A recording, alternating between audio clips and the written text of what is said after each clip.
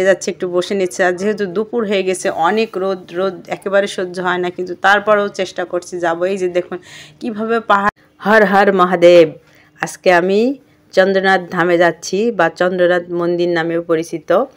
তো এটা হচ্ছে চন্দ্রনাথ পাহাড়ের উপর একেবারে শীর্ষবিন্দুতে।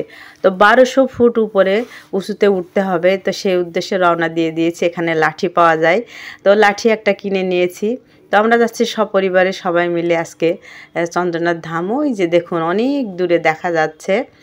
তো এখান থেকে রওনা দিয়েছি। চারিদিকটা দেখুন শুধু পাহাড় আর পাহাড়, উঁচু উঁচু পাহাড় চারিদিকে। এর ভেতর দিয়ে রাস্তা, এই দিক থেকে এগিয়ে যেতে হবে আমাদেরকে। যে দেখুন আমার ভাই যাচ্ছে।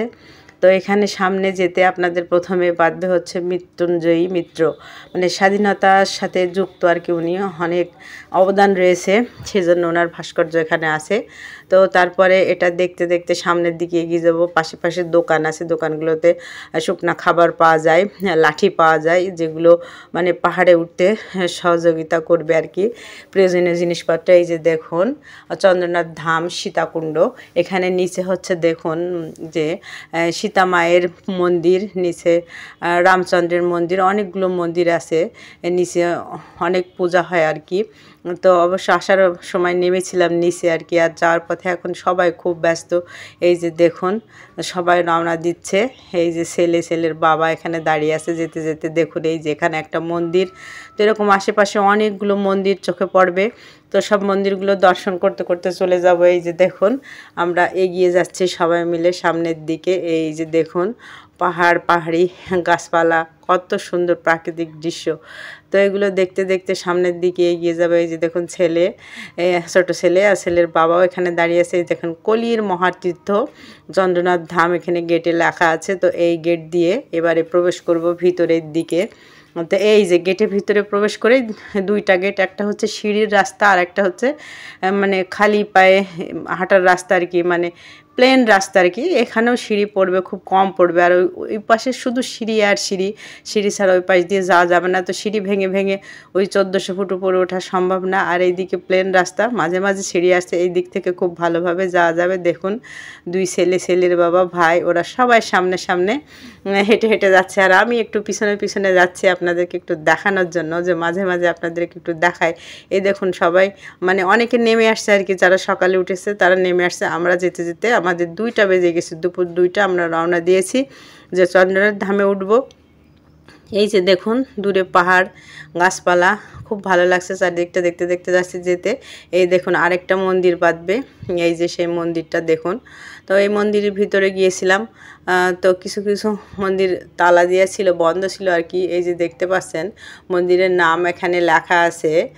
তো অনেকগুলো মন্দির এখানে আছে। এই যে দেখুন ভিতরে গিয়েছিলাম, একটু দর্শন করেছিলাম। অনেক পুরাতন মন্দির, বহু মানে দেবদেবীর মূর্তি এখানে রাখা আছে। আর মন্দিরগুলো সেই সুন্দর, অনেক সুন্দর। তো সব দেখে টেকে নেমে এসে আবার যাচ্ছে, রওনা দিচ্ছে। আর দেখছি ওই যে চন্দ্রনাথ ধাম কত দূর, একেবারে মানে পাহাড়ের সর্বোচ্চ চূড়ায় চন্দ্রনাথ ধামটি অবস্থিত। চন্দ্রনাথ ধাম বলে কথা, অনেকে চন্দ্রনাথ মন্দির বলেও জানেন। তো পাশে পাশে দোকান আছে, মানে শুকনা খাবার, জল, এগুলো পাওয়া যায়, কিনে নিয়ে উঠতে পারেন। এই যে দেখুন এখানে আরেকটি মন্দির, মন্দিরের নামও লেখা আছে এখানে। তো এরকম মন্দির দেখতে দেখতে আমরা উপরের দিকে উঠে যাব। এই যে দেখুন আরও অনেক মানুষ আসছে। তো দোকানে বিভিন্ন রকমের জিনিসগুলো একটু দেখে নিলাম যে কি কি পাওয়া যাচ্ছে এখানে। তো বিভিন্ন রকম শরবতও পাওয়া যাচ্ছে। তো পাহাড়ে উঠা নামার সময় অনেকের জল তেষ্টা পেয়ে যায়, তো এগুলো অনেকেই একটু পান করে নিয়ে উপরে যেতে পারেন আর কি। ওই যে দেখুন দূরে, যত দূরে যাচ্ছি একবার করে দেখে নিচ্ছি যে আর কত দূর, আর কত দূর আছে চন্দ্রনাথ ধামটি। তো ওখানে অবশ্যই যেতে হবে, আমাকে যেতেই হবে, এই সংকল্প নিয়ে আমি রওনা দিয়েছি। অবশ্য গাড়ির ব্যবস্থাও আছে, সিঁড়ির ওই পাশ দিয়ে গাড়ি। তো গাড়িতে কিছু দূর যাওয়া যায়, যে একেবারে শেষ পর্যন্ত যায় না, কয়েকটা সিঁড়ি একটু হেঁটে তারপরে উঠতে হয়। তো আমি আসছি, হেঁটে হেঁটে উঠবো না সেটা কেমন হয়, আমার খুব ইচ্ছা যে আমি হেঁটে হেঁটে চন্দ্রনাথ ধামে উঠবো। তো মহাদেব আমাকে সেই কৃপা অবশ্যই করবেন, আমি অবশ্যই মানে হেঁটে উঠতে পারবো। আমি খুব দৃঢ় সংকল্পভাবে হেঁটে যাচ্ছি আর কি, যে উঠতেই হবে আমাকে, বহুত দিনের ইচ্ছা। এই যে দেখুন এখানে সবাই একটু দাঁড়িয়ে নিয়েছিল, তো আমিও একটু দাঁড়িয়ে নিলাম, যে যাচ্ছি যেহেতু, বা একটু বসেও নিচ্ছে সবাই যেতে যেতে, মানে হাঁপিয়ে যাচ্ছে, একটু বসে নিচ্ছে। আর যেহেতু দুপুর হয়ে গেছে, অনেক রোদ, রোদ একেবারে সহ্য হয় না, কিন্তু তারপরেও চেষ্টা করছি যাবো। এই যে দেখুন কিভাবে পাহাড় থেকে ধাপে ধাপে উপরে উঠে আসছে, দেখুন অনেক মুরব্বী মানুষ উঠে আসছে।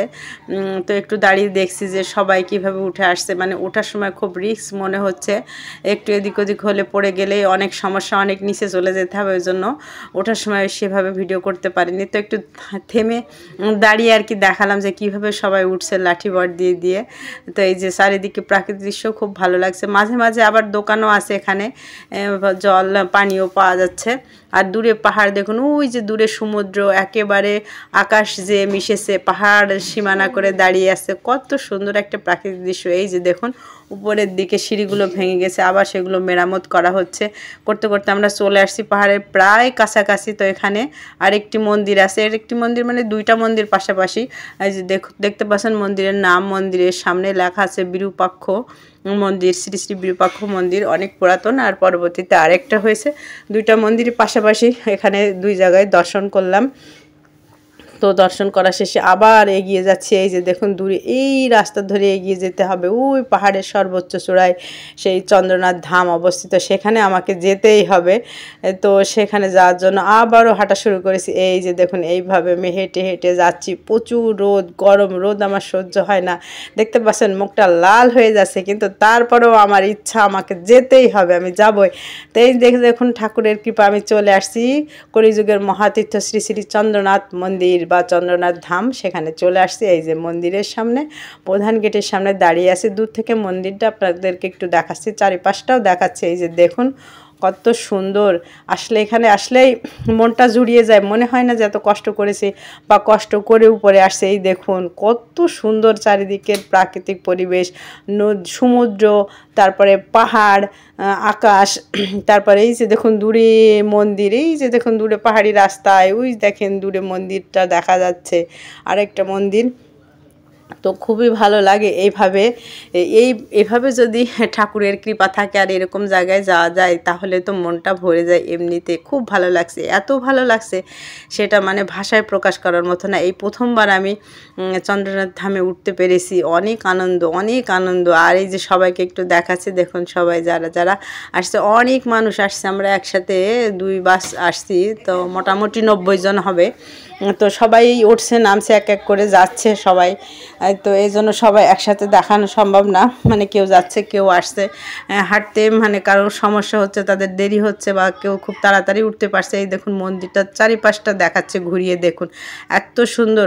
অবশ্যই সময় পেলে দর্শন করে আসবেন, দর্শন করলে মনটা যে কি ভালো হয়ে যায় সেটা আর বলার অপেক্ষা রাখে না। এই যে দেখুন দূরে কত পাহাড়ের উপর দিয়ে রাস্তা দেখতে পাচ্ছেন, অসাধারণ সব মুহূর্তগুলো আর এত সুন্দর দৃশ্যগুলো। এই যে দেখুন মন্দিরের বারান্দাটা চারদিক থেকে, এই যে এখানে নিচে খাবার জলের ব্যবস্থা আছে, এখানে আসলে জল পাওয়া যায়, পূজা দেয়া যায় মন্দির ভিতরে।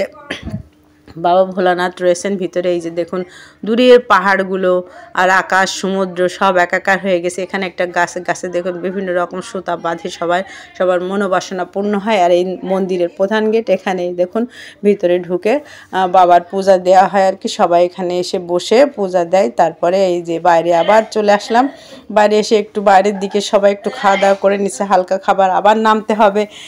অনেকের সমস্যা হচ্ছে, খিদা পেয়ে গেছে আর কি, তারপর খেয়ে দিয়ে আবার সবাই নিচের দিকে নামবে। তো আমিও নামবো, সেজন্য রেডি হচ্ছি যে বাড়ি এবার যেতে হবে, পাহাড় থেকে নিচে নামতে হবে। আমি খুব খুশি হয়েছি যে পাহাড়টাতে উঠতে পেরেছি, বাবাকে দর্শন করতে পেরেছি। তো এই যে দেখুন আবার রওনা দিয়ে দিচ্ছি নিচের দিকে, দেখুন সবাই কিভাবে যাচ্ছে, আবার সে একইভাবে নিচে নামতে হবে। নামার সময় অত কষ্ট হয় না, এই দেখুন ধাপে ধাপে সিঁড়ি, সবাই এই লাঠিটা একটু ভর দিলে খুব ভালো হয়। তো সবাই এইভাবে নামছেন, এই যে দেখুন আবার কেউ উঠে আসছেন পাশ দিয়ে, দেখতে পাচ্ছেন। তো এইভাবে সারাদিনই ওঠা নামা চলে।